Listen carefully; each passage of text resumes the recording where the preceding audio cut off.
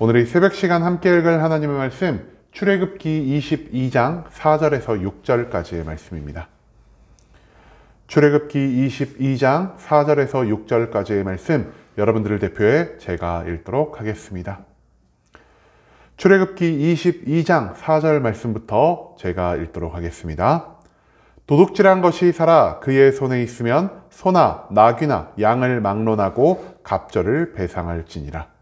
사람이 밭에서나 포도원에서 짐승을 먹이다가 자기의 짐승을 놓아 남의 밭에서 먹게 하면 자기 밭에 가장 좋은 것으로 자기 포도원에 가장 좋은 것으로 배상할지니라. 불이 나서 가시나무에 댕겨 낫갈이나 거두지 못한 곡식이나 밭을 태우면 불 놓은 자가 반드시 배상할지니라. 아멘. 오늘 이 시간 우리는 배상의 목적이라는 제목을 갖고 오늘 우리가 읽은 하나님의 말씀 함께 나누는 시간 갖도록 하겠습니다. 하나님은 계속해서 모세를 통해서 이스라엘 백성들에게 하나님의 법규, 즉 지키지 않으면 징벌적인 심판이 다가오는 그 명령을 내려주고 계십니다. 그리고 오늘 우리가 읽은 출애굽기 22장 말씀에서 하나님은 죄에 대한 배상이 무엇인지에 대해서 우리에게 가르쳐 주고 있으십니다.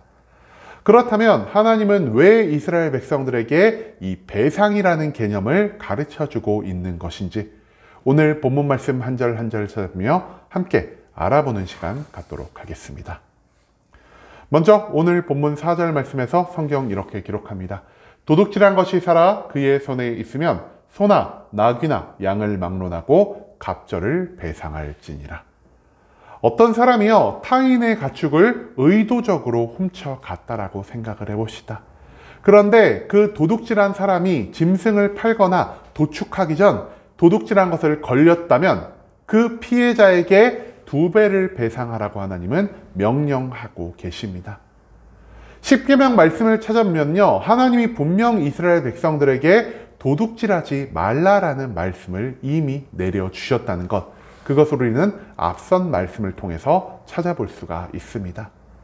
그렇기 때문에 하나님의 명령을 어기고 내가 의도적으로 누군가의 물건을 도둑질한다는 것은 하나님 앞에서뿐 아니라 사람 앞에서 범죄를 한 굉장히 심각한 범죄다라고 우리가 이해할 수가 있다라는 것이죠. 그렇기 때문에 하나님은요 2배의 배상을 요구하십니다. 하나님 앞에 사람 앞에 범죄한 것을 그 피해를 본 사람들에게 모두 배상하여라라는 말씀을 통해서 하나님은 하나님의 명령으로 그리고 의도적으로 타인에게 손해를 입히고 나 자신의 만족을 위해서 실행한 이 도둑질이 그에게 있어서 얼마나 큰 죄인지를 가르쳐 주고자 하시는 목적이 존재한다라는 사실, 그것을 또한 우리가 이 4절 말씀을 통해서 발견할 수 있기를 소망합니다. 그 다음 이어진 5절 말씀에서 성경은 이렇게 기록합니다. 사람이 밭에서나 포도원에서 짐승을 먹이다가 자기의 짐승을 놓아 남의 밭에서 먹게 하면 자기 밭에 가장 좋은 것과 자기 포도원에 가장 좋은 것으로 배상할지니라. 가축에게 밭이나 포도원, 나의 밭이나 포도원이겠죠? 거기서 밥을 먹이다가 갑자기 짐승이 내 의도와는 달리 자기 마음대로 타인의 밭, 타인의 포도원에 들어가서 그 사람의 포도나 그 사람의 작물을 먹는다면은 그 사람이 손해본 분량을 나의 가장 좋은 것으로 배상해 주라는 말씀을 우리가 이 5절 말씀에서 찾아볼 수 있습니다.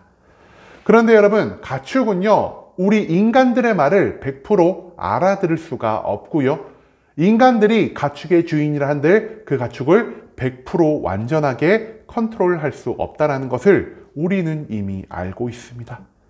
그렇기 때문에 가축을 키우다 보면은 우리가 의도하지 않는 여러 상황이 발생할 수 있고요, 이 의도하지 않는 상황 중 하나가 바로 가축이 타인의 밭이나 포도원에 함부로 들어가서 그 사람의 작물, 그 사람의 포도를 함부로 먹는 일이란 것을 우리가 또한 이 5절 말씀 가운데서 생각해 볼 수가 있다는 것이죠.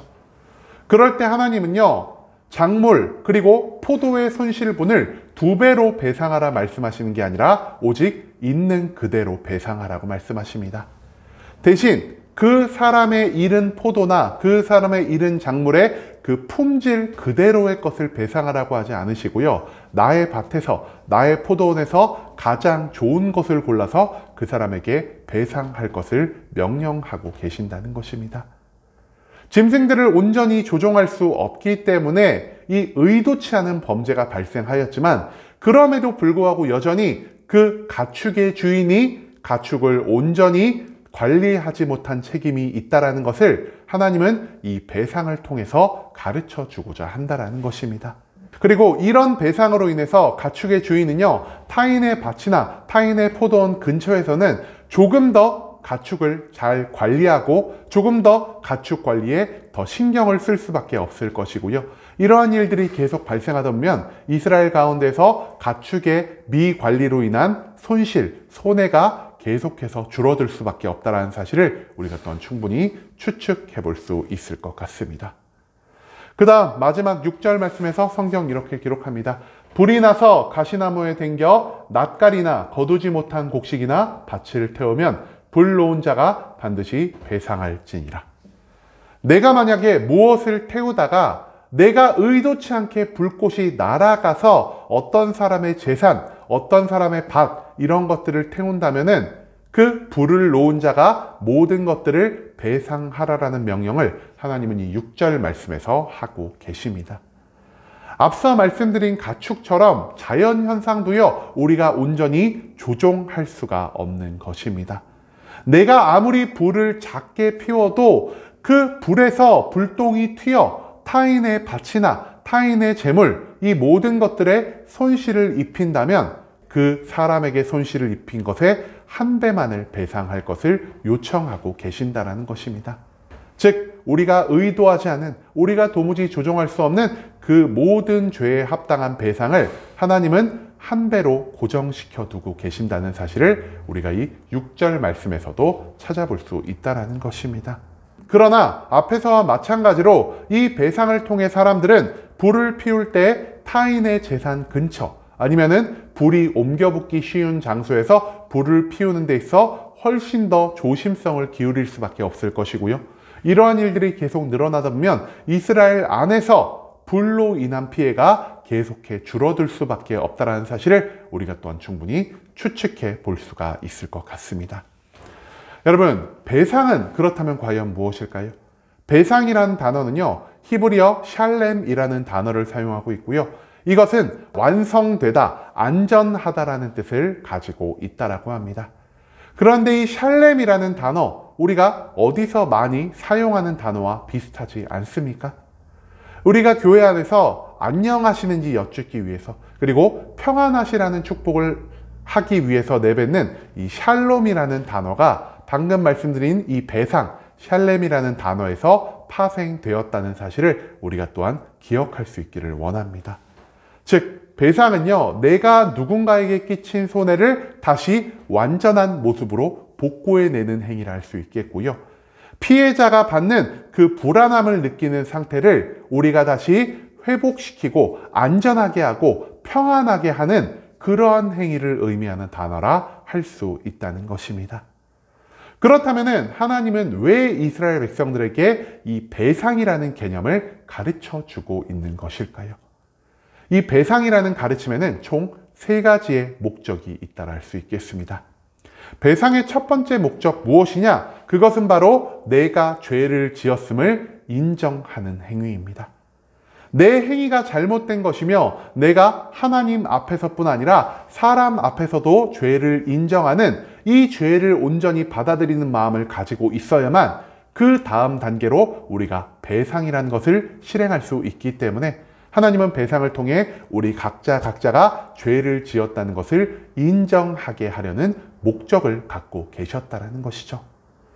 배상의 두 번째 목적은요, 내 마음대로 잘못을 인정하고 내 마음대로 잘못을 회개하는 것이 아니라 하나님이 가르쳐 주신 방법대로 하나님의 뜻과 계획대로 우리가 타인의 모든 손실분을 배상해주는 온전한 순종을 배우게 하기 위함이라는 사실을 우리가 또한 기억할 수 있기를 소망합니다. 배상은요, 오직 하나님이 정하신 비율에 따라서 하나님이 정하신 방법에 따라서만 행해져야 하는 것입니다.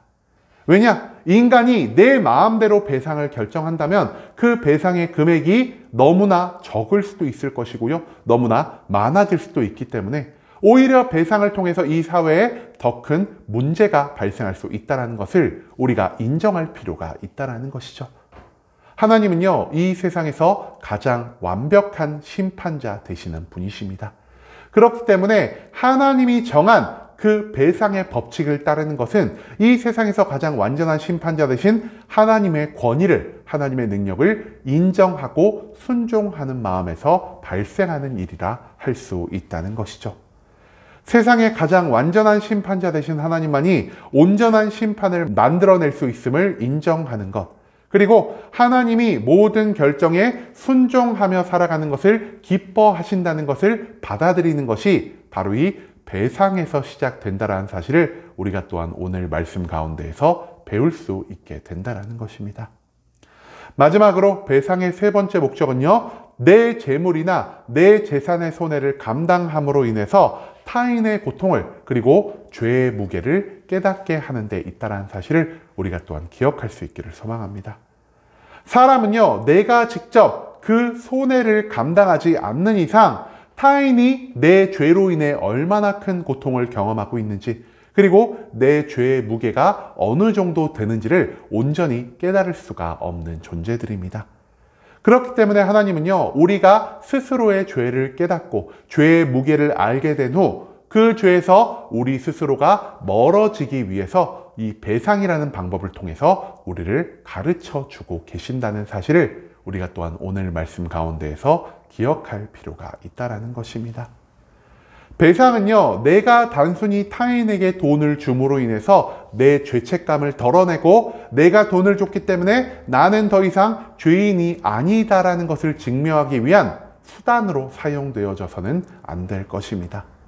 배상은 내 죄를 인정하는 것이고요, 하나님의 뜻에 순종하는 것이며 타인의 고통을 받아들이며 내 스스로가 죄에서 멀어질 수 있도록 모든 선택을 결정하게 만들어주시는 하나님의 교육 방법이라는 사실을 우리는 오늘 본문 말씀 가운데에서 배울 수 있게 되었습니다. 하나님은요, 우리의 모든 죄를 값없이 용서해 주시고 없는 것처럼 만들어 주실 수 있는 분이십니다. 하지만 그럼에도 불구하고 하나님은요, 우리의 죄를 스스로 인정하며 우리의 죄를 스스로 멀리하며 하나님의 모든 말씀에 온전히 순종하는 모습을 우리에게 요구하시기 위해 이 배상이라는 방법을 이스라엘 백성들에게 가르쳐 주고 계신다라는 것입니다. 또한 모든 죄는 그 죄에 합당한 대가가 반드시 존재한다라는 것을 이 배상을 통해 가르쳐 주신과 동시에 우리의 모든 죄를 씻어 주시기 위해 예수 그리스도의 십자가 죽음과 부활을 통해서 값없이 우리의 모든 것을 대속해 주신 하나님의 사랑이 더욱 두드러지게 나타날 수 있다는 사실을 우린 또한 이 배상이라는 개념 가운데에서 찾아볼 수가 있다는 것입니다. 이제는 타인을 향한 배상을 단순히 죄책감을 피하기 위한 수단, 내가 무죄하다라는 것을 증명하기 위한 수단으로 사용하지 않아야 할 것입니다. 내 죄를 인정하고 내 죄에 합당한 대가를 치르며 하나님의 뜻에 따라 죄에서 멀어진 삶을 살아가는 온전한 순종의 모습을 보이기 위해서 우리가 이 배상을 사용할 수 있기를 원합니다. 죄는 우리의 삶 가운데 큰 대가를 요구하며 그 고통과 괴로움의 배상을 피하기 위해서는 죄를 멀리해야 할 것을 기억하고 하나님이 기뻐받으시는 거룩의 삶을 향해 매일매일 조금씩이라도 나아갈 수 있는 순복음 함께하는 교회 모든 성도님들이 될 수 있길 간절한 마음으로 소망하겠습니다.